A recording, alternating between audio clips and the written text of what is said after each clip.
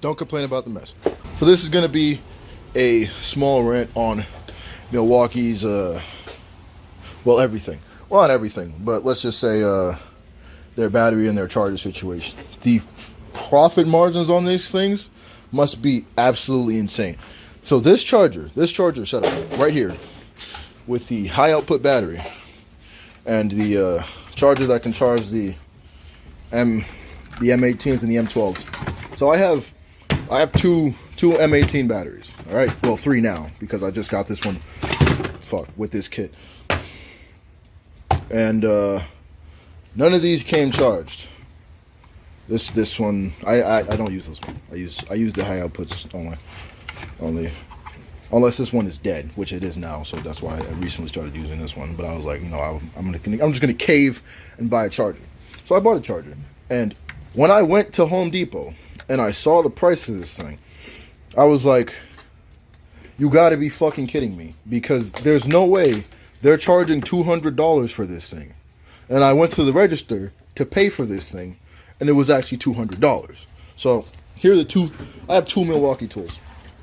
I have my M12 ratchet here, and this thing's been dying. Well, this battery over here, this M12 battery, is completely dead, and this one is on its way out. It stopped on me yesterday, so I was like, I'm caving. I'm buying a charger, and I have my 1/2-inch impact. All right, these are the 2 tools that I use. I use the impact gun a lot, and I use the ratchet a lot. I probably use the ratchet more than the impact. But this is the rinky-dink ratchet too, but at least it has a 3-year warranty, and I don't beat on it, but I use it, so it's gonna eventually break because I know those things tend to have issues. But I'll probably get a different ratchet. Maybe a Snap-on if I can find one, but it's definitely not going to be cheaper. But I don't know. I don't know if the quality will be any better. All right, so let's plug. All right, I'm gonna have to plug this in over here. All right, so this is the. Well, it's not on.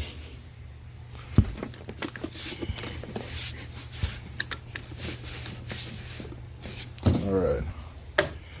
So if I put this new battery in there,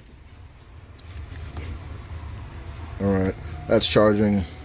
I'm assuming this goes a little bit like that, and that's charging. All right, so each one of these batteries, each one of these high output batteries is $70. Each one of these this is the lowest output. Wait, high output, that doesn't seem right. All right, maybe I have their battery system a little confused here, but I'm pretty sure they have a lower output one than this. It's not, because this is the 6.0. Okay, so this is the 3.0, this is the 6.0, and this is the 8.0. So they're all high output batteries. This battery cost me $60. This battery and charger combo kit cost me $200. This battery cost me, what was it, $45, but I got it secondhand. These two of these batteries, the 2 of the M12 batteries, cost me $119, and then the tool with air ratchet here cost me $120, and then this thing, just the tool by itself, cost me $300. So 300, 200, that's 500 so far. This is another 100, that's 600 so far. This is another 100, that's 700, plus this ratchet, that's 800 right there, and then plus taxes and fees included, all that, that's about $800. So close to $1,000 for 2 tools, some batteries, and a charger. So I'm a firm believer in always having a spare, because I don't like to charge my battery, like I don't like to use my batteries all the way down to 0, just because it helps with longevity and all that. But I do keep them in the 50 to 100% range. I do tend to do that with most of my batteries, just because I tend to have like a lot easier of experience with longevity of the batteries, especially past their warranties. So, but both of these tools, like this is a rant, but it's not like any way like in bashing Milwaukee. I'm just saying they're a business, so they got to do what they got to do, and their profit margins are fucking huge on these things. These are just like I'm pretty sure 1-cell road batteries, and they should be like I'm pretty sure these are relatively easy to manufacture. Like they're just 18 by 12, like 1812 cells, and then they're just in RAID. and they're side by side. So like, they're pretty easy to fucking work on, like, or manufacture, I should say. And then they just sell them for like exuberantly high prices because people have to buy them. But then again, they do offer a pretty competitive system here, having 2 batteries for their medium duty and heavy duty equipment here, because with all of their high output shit, they got the M18, and then with all their low output, they got the M12. So yeah, that's it, pretty much, like, all I gotta say. I do love this thing, like, especially working on my truck, way the fuck out there, working on that thing. This thing is like a lifesaver. If I didn't have this, I'd have to use this rinky-dink air compressor, this rinky-dink 6-gallon air compressor. And do I have it out? Bought that from Walmart, by the way. It's a good compressor for, like, I don't know, filling up air, or maybe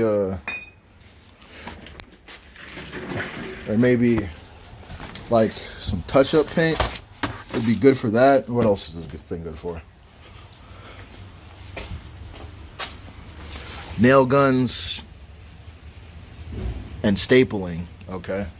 But I've only used it for tire inflation and some touch-up paint. But that Milwaukee half-inch gun there is way stronger.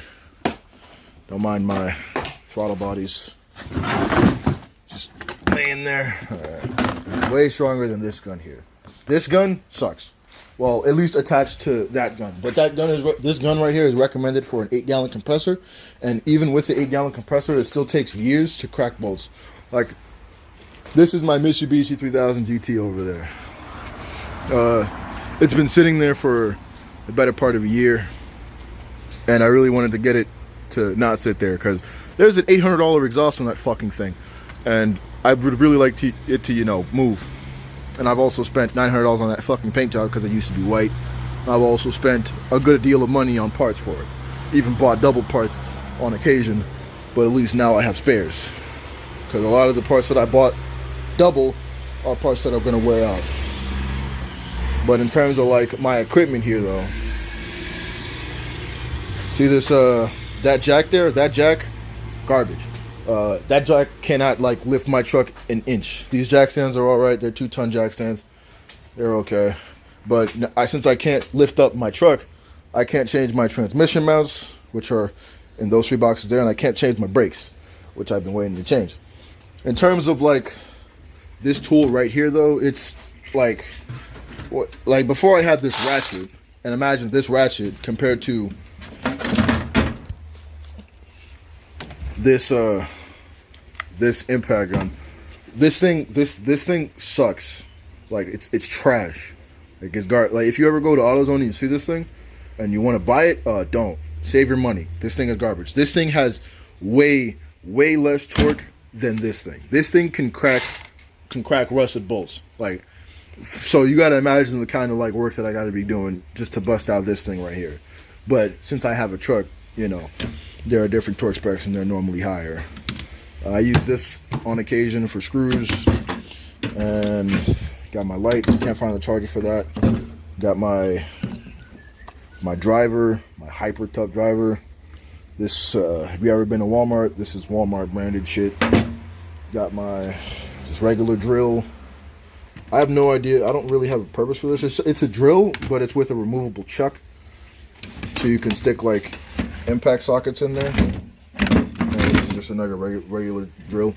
It's another regular top hypo drill. It came in a combo kit with this. But now that I have these two, this thing, I might give this away to somebody, or somebody I know. Got my Dremel, pry bars, torque wrench. Everybody needs one of those. Some brushes, zip ties. You got your C-clamps. You got your serpentine belts and all of that. You got your miscellaneous drawer, normally filled with screwdrivers and bits, Allen wrenches, tweezers, pliers, and stuff like that. You got your ratchet. This is the key for the Mitsubishi. And your extensions. You got your sockets, your Torx bits, your impact sockets. This impact socket set's not the best. Planning on getting another one. I'm also, my 17 just walked the fuck away from me. I have no idea where that went. And I have my wrench drawer. And I have my chargers for the drills. So this is the Hyper Tough charger. As you can see, this is a Hyper Tough charger right there. That's for the impact drill. I might get rid of this so I can put the charger up here so I don't have to charge it outside the cabinet. And this is for my Ryobi. I don't use this at all anymore. I should probably. I'm going to change this battery since I'm here. So this fuck. So it doesn't run dry. I got a body patch. I have my 1/4 set gloves, wire wheel, paint filters, armor, all stuff, body filler, all that stuff like that. And here I just got, on the side I have all of my liquids. I got some transmission fluid on the floor right there, and then I got all of my cleaning supplies, my paint, some ceramic coating. I think this is fittings for my air shit. This is metal reinforced, I think. No, this is just regular body filler. Where's my metal reinforced body filler? What is this? Computer shit. Gold body filler. Where's my metal reinforced body filler? Oh, it's back there. It's there. That's my metal reinforced stuff. This is my primers, my paints, all the shit I use to take care of my car, wax and grease remover, carpet cleaner, power washer stuff, bungee cords. And that's pretty much all the shit I got in my garage. And over here is just like stuff that I haven't found a place for yet. So spare parts, workout shit, extra spray paint cans and battery charger. And yeah, that's pretty much it. This is just a little padding for the video, showing you guys my setup after showed you guys these, because this, Jesus, man, that made my day seeing that price right there. Well, all right, well, that's it for this video.